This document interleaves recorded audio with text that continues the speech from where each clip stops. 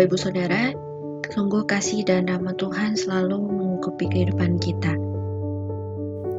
Ini program bacaan Alkitab harian kita sudah sampai di Matius pasalnya yang kedua sampai pasalnya yang keempat.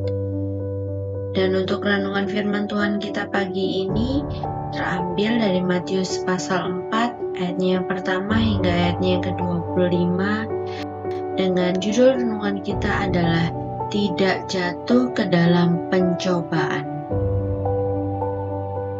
Bapak Ibu Saudara, bicara tentang pencobaan dalam bahasa Inggris, kata yang digunakan adalah temptation. Menurut Kamus Besar Bahasa Inggris, Webster, pencobaan adalah sesuatu yang disajikan untuk pikiran sebagai bujukan untuk kejahatan.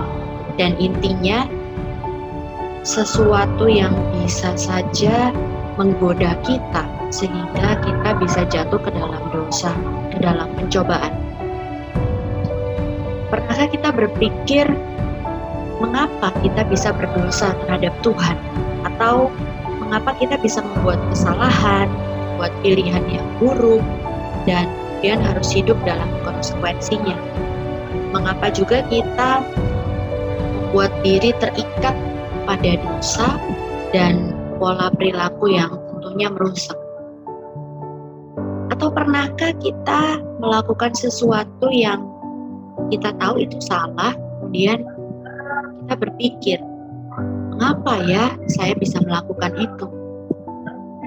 Jawabannya tentu adalah karena kita yang menyerah pada pencobaan atau godaan yang ada di hadapan kita, bukan karena godaannya. Nah, Bapak Ibu Saudara, perjalanan hidup kita sebagai orang percaya tidak akan pernah lepas dari proses pembentukan Tuhan. Salah satu proses pembentukan Tuhan adalah Tuhan mengizinkan pencobaan di hadapan kita untuk memurnikan kita dan menguatkan iman kita. Bahkan Tuhan Yesus pun dalam bacaan Alkitab kita hari ini di pasal 4, Ia dicobai oleh iblis padang gurun. Kita pun diperhadapkan dengan pencobaan atau temptation itu setiap hari tentunya. Dari firman Tuhan yang kita baca hari ini, kita bisa belajar memahami pencobaan-pencobaan dalam hidup kita sehingga kita tidak jatuh ke dalam pencobaan, bahkan pencobaan yang sama.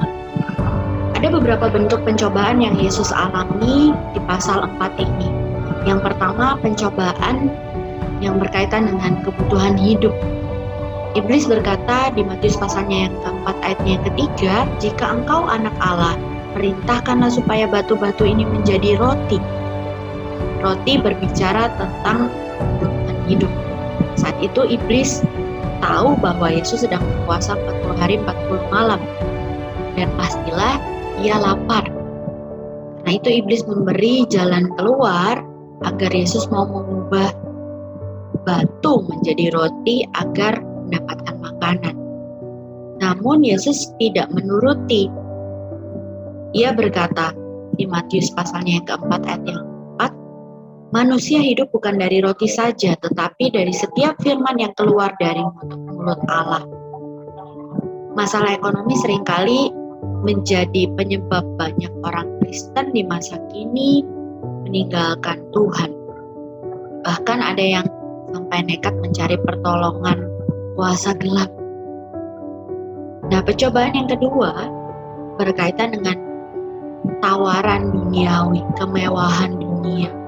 Iblis juga menawarkan dunia dengan segala kemewahannya kepada Yesus. Dikatakan di ayatnya yang ke-9 dari pasal 4 ini, semua itu akan kuberikan kepadamu jika engkau sujud menyembah aku. Tuhan Yesus mau menuruti iblis. Akhirnya dengan keras Tuhan Yesus berkata, "Enyahlah." Dikatakan di Matius pasal yang keempat ayat yang ke-10. Bapak Ibu Saudara, hari-hari ini ada banyak orang yang rela jual imannya karena tergiur untuk mendapatkan jabatan, karena pasangan hidup, dan segala hal yang ditawarkan oleh dunia Ini juga salah satu contoh dari pencobaan-pencobaan yang bisa saja kita alami. Kita tidak bisa mengelak untuk tidak menemukan pencobaan selama kita hidup. Tetapi percayalah bahwa kita bisa mengatasi setiap godaan atau pencobaan yang datang dalam hidup kita.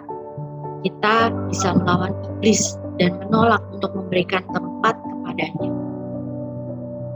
Kemenangan bisa menjadi milik kita setiap hari tentunya, karena Roh Kristus yang ada dalam kita. Ialah yang akan memampukan kita untuk tetap kuat menghadapi setiap godaan, setiap pencobaan, sehingga kita tidak jatuh ke dalam pencobaan. Selamat hari Minggu, Tuhan Yesus memberkati.